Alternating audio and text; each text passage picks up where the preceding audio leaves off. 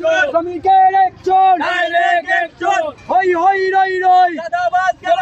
চাঁদাবাজ গেল কই শ্রমিকের একজন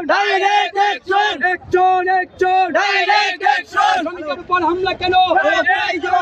আইয়া সাদা দাবি করে আমরা ড্রাইভারে মারামারি করে কদিন আগে আমরা সিনিয়র একটা ড্রাইভারে মারছই মদিনা মার্কেটের বাজার কমিটি বিএনপির অনেক নেতা কর্মী শেষ করে দিছে আজকে আবার আরেকটা ড্রাইভার তারা 10-15 জনে মিললাম মারছে আমরা গেছি আমরা শ্রমিকের অবগতই আমরা শ্রমিকের নেতা হিসাবে গেছি আমরার উপরে তারা হাত তুলছে এখন আমরা না পারতে এখন আমরা আন্দোলন করছি কেন আমরা শ্রমিকরা তো তারা সেবা করলাম আমরা গাড়ি দেওয়ার জনগণের সেবা করলাম আমরা সাদা দাবি করে আমরা মারামারি করে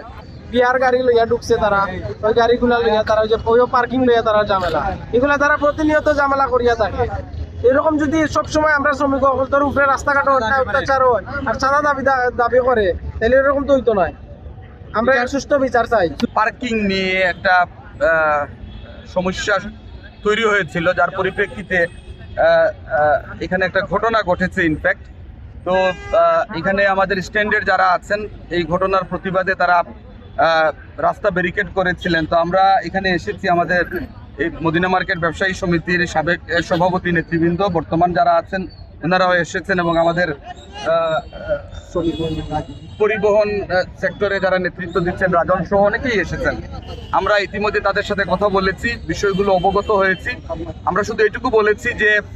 এই ধরনের কর্মকাণ্ডের সাথে যারা সম্পৃক্ত আছেন আমরা তাদের বিরুদ্ধে আইনগত ব্যবস্থা নেয়ার জন্য প্রশাসনকে অনুরোধ করব আহ্বান জানাবো এবং এই ধরনের ঘটনা যাতে ভবিষ্যতে আর না ঘটে সেই ব্যাপারেও আমরা কার্যকর পদক্ষেপ নেব এটি আমরা বলেছি এবং ওনারা সন্তুষ্ট হয়েছেন সন্তুষ্ট হয়ে ইতিমধ্যে